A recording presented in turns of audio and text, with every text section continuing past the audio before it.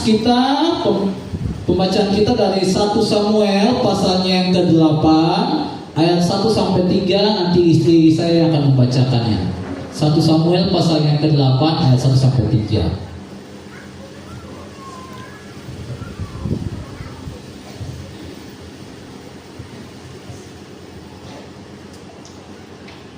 Satu Samuel pasal yang ke-8 ayat 1 sampai 3. Firman Tuhan berbunyi demikian. Perikop di atas, orang Israel menghendaki seorang raja. Ayat 1. Setelah Samuel menjadi tua, diangkatnya lah anak-anaknya laki-laki menjadi hakim atas orang Israel. Nama anaknya yang sulung ialah Yoel, dan nama anaknya yang kedua ialah Abia. Keduanya menjadi hakim di Beersheba. Ayat 3. Tetapi anak-anaknya itu hidup tidak seperti ayahnya. Mereka mengejar laba, menerima suap, dan memutarbalikkan keadilan. Oke Bapak Ibu, lihat ya, yang ketiga ini sebagai poin penting dalam perenungan kita hari ini. Tetapi anak-anaknya itu, artinya anak-anaknya Samuel, ya, Yoel dan Abia, tidak hidup seperti ayahnya. Mereka mengejar laba, menerima suap, dan memutarbalikkan keadaan. Oke, saudara, ini merupakan sebuah dilema, merupakan sebuah tantangan bagi seorang Samuel. Bapak Ibu lihat baik-baik, Samuel ini siapa? Bapak Ibu yang begitu luar biasa. Bapak Ibu diberkati Tuhan. Dia seorang nabi, dia seorang imam, dia seorang hakim bagi bangsa Israel.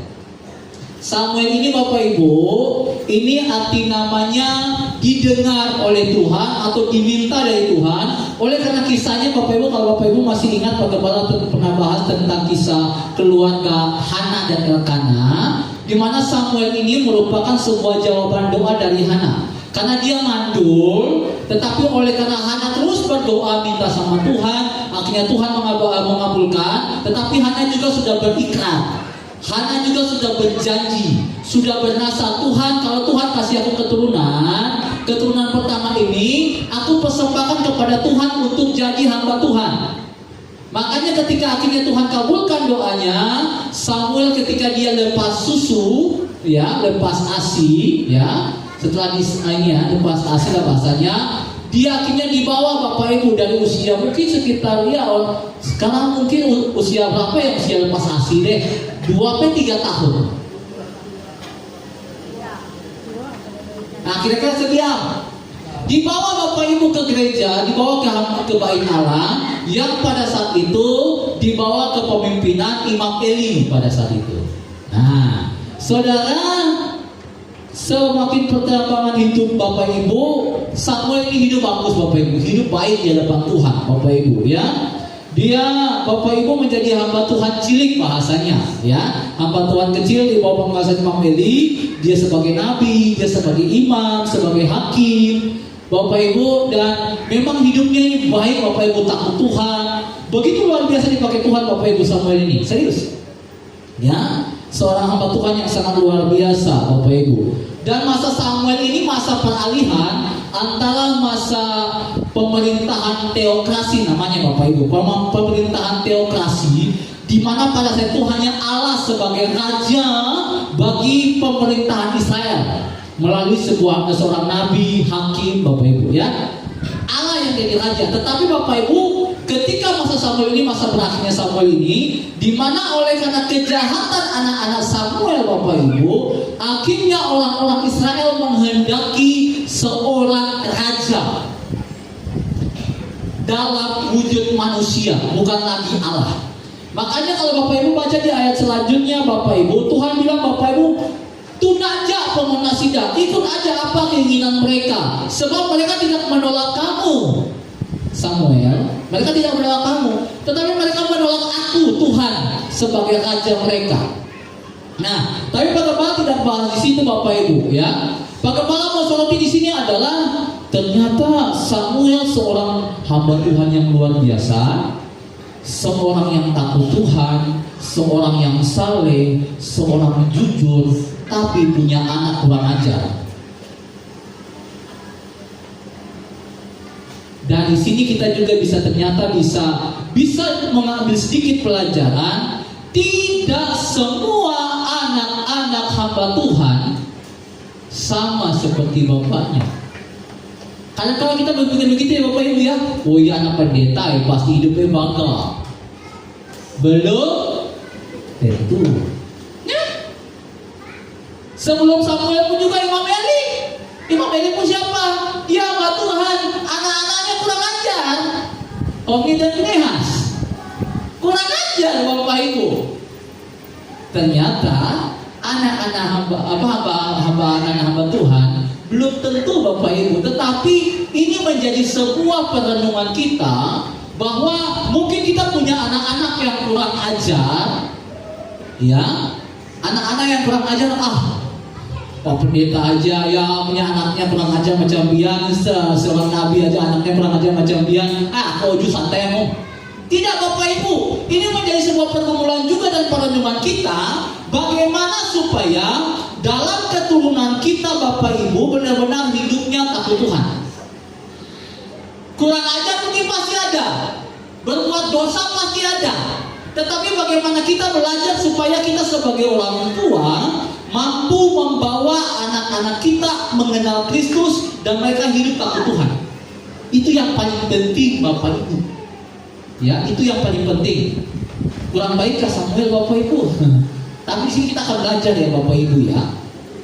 Yang menjadi sorotan bagi Pak Gembala adalah bagaimana kejahatan anak-anak Samuel dan bagaimana peran Samuel sebagai pemimpin keluarga dalam pembinaan iman bagi keluarga. Maka Bapak Ibu, tema kita hari ini adalah peran seorang pemimpin keluarga di dalam membina iman keluarga. Peran seorang pemimpin keluarga di dalam membina iman keluarga. Nah, saudara begini. Yang pertama Bapak Ibu yang diberkati oleh Tuhan, kita mau belajar Bapak Ibu yang pertama tentang pembinaan iman. Saudara,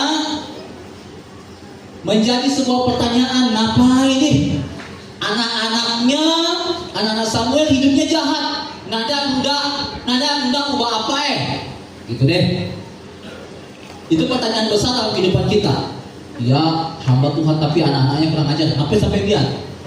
Yang kedua, kalau anak-anaknya gagal, anak-anaknya kurang ajar, kira-kira apa itu gagal pen ada kira-kira? Apa Umar ini gagal pen juga pen ada? Kira-kira ya. Dalam pertanyaan bayangan kita, kalau anaknya kurang ajar, berarti apa pun kurang ajar pen ada kira-kira? Biar deh.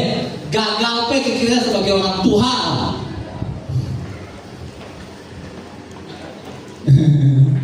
Kita belajar Bapak Ibu. Yang pertama Bapak Ibu tentang ngapain anak nada guna iman apa anak Samuel Bapak Ibu. Yang pertama Bapak Ibu ingat, Bapak mau ajarkan di sini. Iman itu karunia Allah. Tidak diwariskan secara otomatis. Saudara ingat Bapak Ibu, iman itu memang warisan rohani kita kepada anak-anak kita. Tetapi kita tidak bisa memberikannya secara otomatis. Ubah kita mau di mobil, mau di tanah, mau di rumah, mau di duit, mau di sawit ke anak-anak kita sebagai warisan masa depan, itu sudah sebagai bukti nyata. Itu udah pasti. Itu otomatis. Ia pasti terima warisannya. Tetapi Bapak Ibu namanya iman Bapak Ibu itu warisan rohani kita Bapak Ibu, tetapi Bapak Ibu tidak bisa diterima secara otomatis.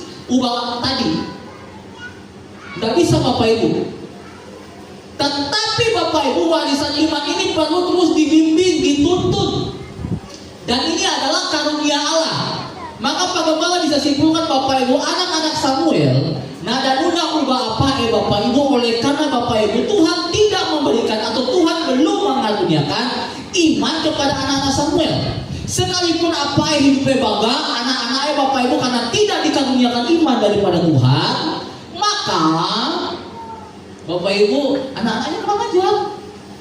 Maka Bapak Ibu Pak Gembala mengatakan kepada kita yang mungkin bisi anak yang memang kurang ajar, yang suah kita berpoda, yang suah kita bimbing, yang suah kita ngajar, tapi mungkin lagi kurang ajar. terus berdoa, tetapi unang apa namanya bahasa ya? Pesimis, unang nyerah. Minta sama Tuhan supaya Tuhan karuniakan iman kepada anak-anak kita. Mungkin karena memang Tuhan belum karuniakan iman kepada anak-anak kita. Serius Bapak Ibu, saya percaya mungkin kita saat ini mempunyai anak-anak yang mungkin yang ada sesuai pemenang hati kita. Betul atau tidak? Haja Muhammad kau, anakku si kuliah kau. Yang lain mungkin bangga, tapi anakku si kuliah mah. Asasat amati kurasa ku gara anakku tika.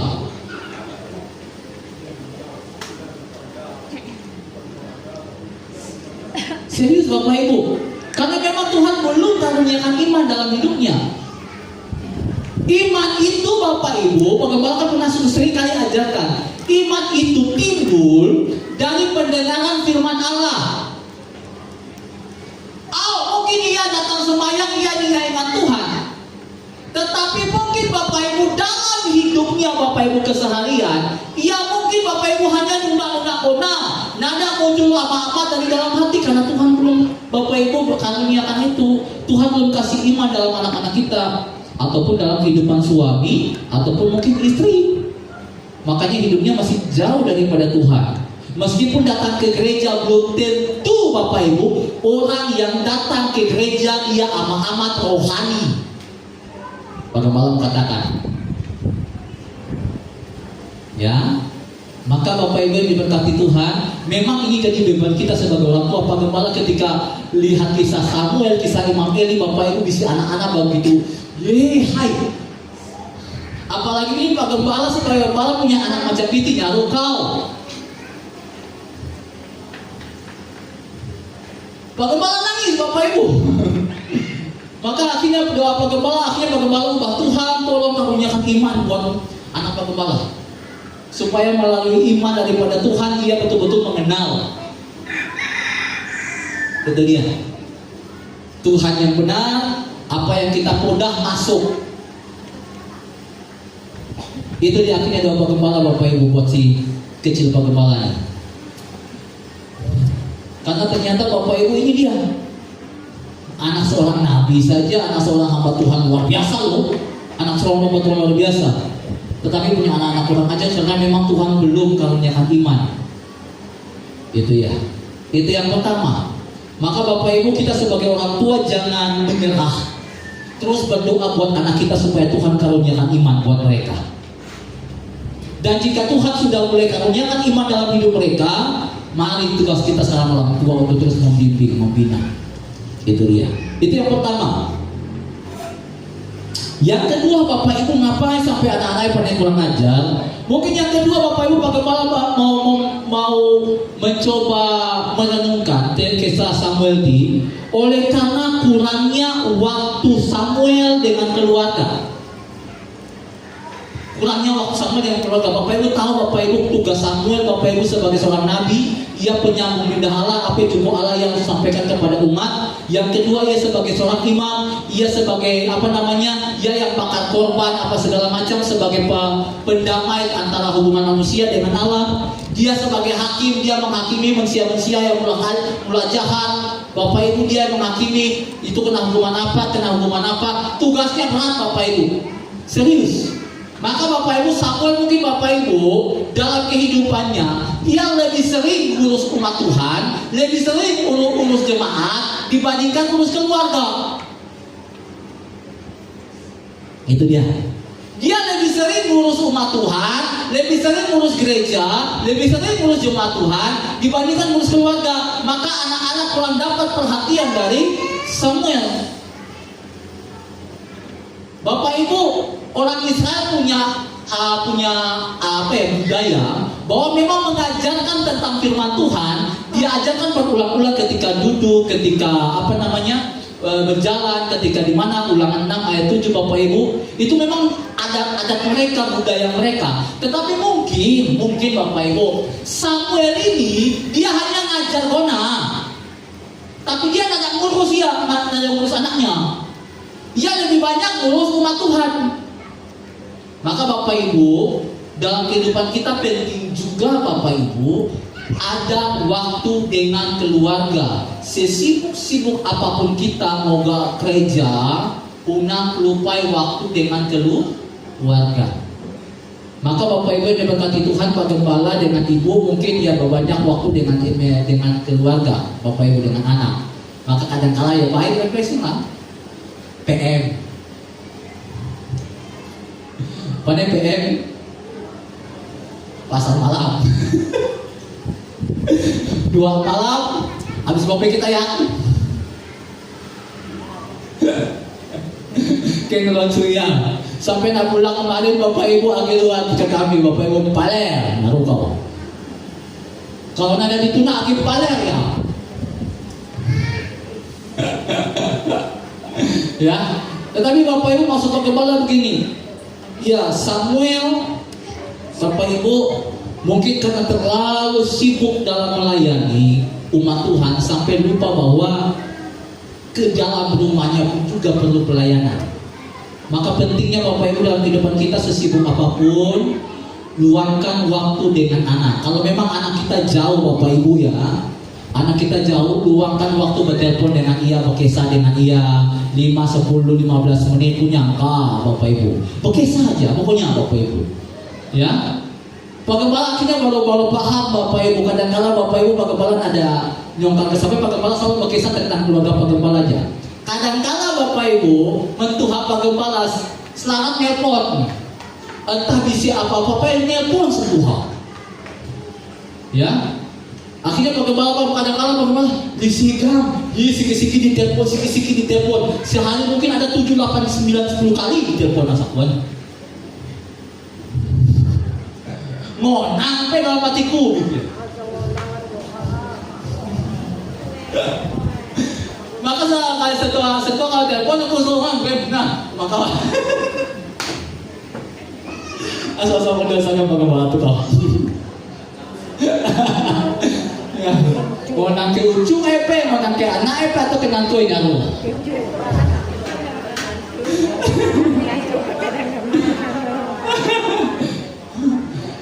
Ya. Tapi dari sini Pak Gembala belajar, ternyata orang tua sesibuk-sibuk apapun mungkin jarak jauh, luangkan waktu berkisah dengan anak itu penting. Pak Gembala kemarin Bapak Ibu yang ada di grup jemaat, kemarin dikirim oleh salah satu jemaat tentang Bu, anak-anak yang angkat sekolah kalau panen harus ayah mama yang ngantar Pak Gembala ada nonton sampai habis. Ternyata bakal gampang. Karena ini merupakan sebuah nilai, sebuah semangat buat anak-anak. Ternyata, woi apa aku ternyata sayang ke aku kok yang ngantar aku ke sekolah. Mungkin dalam hati anak, mungkin dalam hati anak kita yang udah bakal kemulu orang Tuhan ngantar. Tetapi ini sebagai sebuah nilai perhatian dari orang tua kepada anak. Amat gampang Bapak Ibu. Ya, tetapi pada intinya luangkan waktu dengan anak. Itu yang kedua. Ini mungkin menjadi kesalahan kekurangan Samuel. Dan yang ketiga Bapak Ibu, anak-anak pangai jahat macam bitin ada uluna ubah memang karena pengaruh lingkungan. Bapak Ibu, lingkungan Samuel pada saat dia memerintah Bapak Ibu belum stabil. Bapak Ibu ya, dimana adanya sebuah kekuasaan yang memikat hati sehingga orang-orang di lingkungan sekitar itu berusaha hanya untuk mencari keuntungan serta menerima suap. Dan memang lingkungan Samuel pada saat itu Bapak Ibu dalam masa-masa yang memang gak stabil Bapak Ibu ya, pengaruh lingkungan sangat kuat. Maka Pak Gembala kan pernah katakan masa-masa tokati Bapak Ibu kita nada panen ngurus anak 24 jam, nada panen mantau ya berubah. Iya mantau HP kita nada panen mantau, apalagi kita buta dengan yang namanya HP, betul ya Bapak Ibu ya? Kita nada panen ngatuh tetapi Bapak Ibu kita hanya bisa modal kasih arahan baga-baga ya, dan kita terus berdoa. Itu dia Bapak Ibu, karena pengaruh lingkungan kita nada panen nyongkal Bapak Ibu, tidak bisa kita sangkal itu ya, tidak bisa kita mau bahasanya untuk kalau itu nabi itu nama, tidak bisa Bapak Ibu. Anak punya pilihan sendiri. Maka tugas kita sebagai orang tua, mari Bapak Ibu, supaya kita mampu menjadi pengaruh yang baik bagi keluarga, bagi anak-anak kita terkhususnya. Ya. Nah, pertanyaan kedua adalah kalau anak-anaknya gagal, anak-anak jahat, apakah Samuel juga termasuk orang tua yang termasuk gagal dalam membimbing membina anak? Kita tidak bisa Bapak Ibu langsung pukul tahu anak itu nada pandai itu, anak itu gara-gara orang tua itu kita tidak pandai Bapak Ibu, tidak bisa. Kita nggak bisa pukul rata Bapak Ibu, ya. Oleh karena memang tadi Pak Gembala sudah katakan beberapa penyebab utama Bapak Ibu. Tetapi Bapak Ibu yang diberkati Tuhan, yang Pak Gembala melihat Bapak Ibu bahwa Samuel tidak tidak salah sepenuhnya. Memang ada beberapa kekurangan, ada beberapa kesalahan, ya, yang Pak Gembala tadi sudah sampaikan, di mana minimnya waktu dengan keluarga oleh karena terlalu sibuk melayani umat Tuhan. Kemudian ada juga Bapak Ibu kan ini masalah pengangkatannya. Ayatnya yang ke 1-2 itu di mana dia mengangkat anaknya Yoel dan Abia menjadi hakim.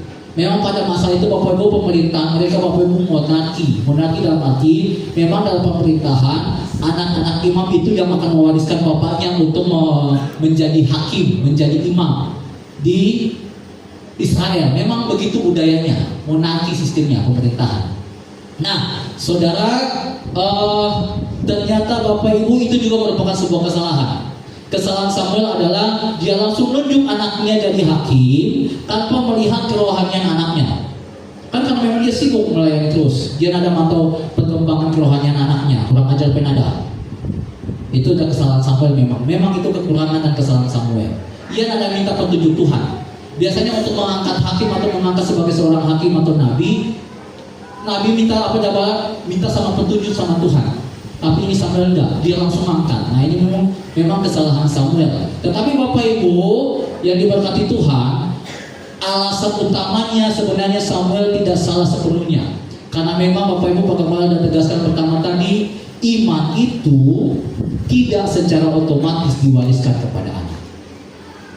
Maka ingat bahwa Tuhan belum mengaruniakan iman kepada anak Samuel, sehingga teladan hidup Samuel pun juga tidak menurun kepada anak-anaknya. Meskipun kita sudah kasih teladan yang bangga, orang Tuhan rajin sembahyang, orang Tuhan rajin berdoa, tapi anak-anaknya sajalah, yaitu dia menjadi beban kita. Kita berdoa supaya Tuhan karuniakan iman buat anak kita itu, buat keturunan kita, buat suami kita mungkin, ataupun buat istri kita yang mungkin masih jauh dari Tuhan, yang mungkin sering di gereja tapi hidupnya kurang ajar. Itu pasti Bapak Ibu, pasti. Maka peran kita sekarang Bapak Ibu sebagai pemimpin keluarga, yang pertama Bapak Ibu, unang bahasa nyosak diri, unang berusaha sendiri, jangan berusaha sendiri, ya. Melainkan mulai biarlah minta Tuhan pimpin keluarga saya. Artinya Bapak Ibu, kita harus jadi pemimpin yang betul-betul mau takut Tuhan, pemimpin yang mau dipimpin sama Tuhan. Itu dia. Supaya Tuhan yang memimpin keluarga kita, Tuhan yang memimpin usaha kita, Tuhan yang memimpin ekonomi kita, Tuhan yang memimpin anak-anak kita. Karena kita manusia terbatas, Tuhan kita tidak terbatas. Amin. Berikan tepuk tangan dulu buat Tuhan Yesus. Iya Bapak Ibu, saya bisa melihat dan menyaksikan bagaimana perkembangan anak-anak kita. Kurang lebih Pak Gembala sudah sekitar 8 tahun di sini. Pak Gembala sudah melihat perkembangan anak-anak kita. Ada yang begini, ada yang begitu, ada yang begini begitu. Pak Gembala sudah bisa memahami. Ya, orang tua rajin sembahyang, anak kurang ajar. Anak yang rajin sembahyang, orang tua yang kurang ajar. Kayu. Tetapi Bapak Ibu, mari kita terus berusaha untuk menjadi pemimpin-pemimpin keluarga yang takut Tuhan.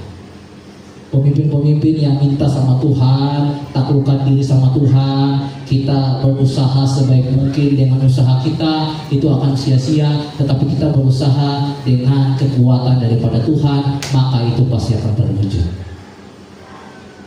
Yang kedua Bapak Ibu, mari kita membangun hubungan yang nyata. Unang hanya berpodah-bonah,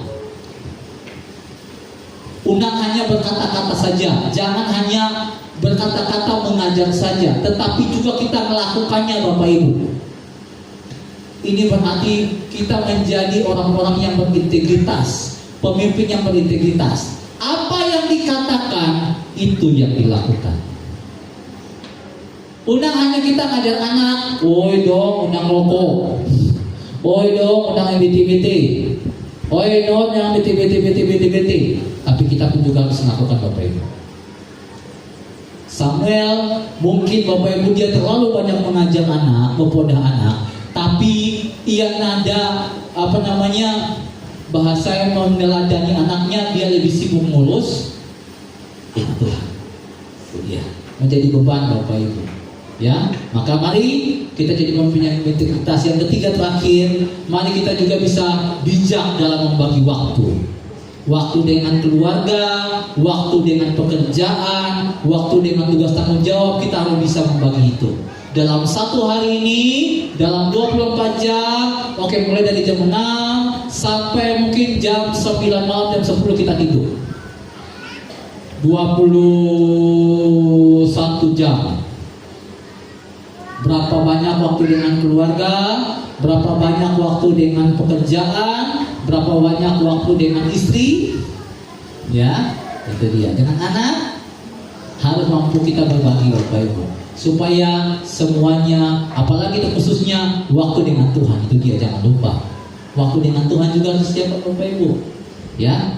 Maka jangan sampai kita tidak bijak di dalam memanage waktu yang ada dalam kehidupan kita, sehingga kita betul-betul mampu menjangkau setiap apa yang kita inginkan, baik keluarga kita, baik pekerjaan kita, ataupun hubungan kita dengan Tuhan tidak terputus. Biarlah kiranya firman Tuhan ini Bapak Ibu memberkati kita semua. Semangat bagi kita semua para orang tua.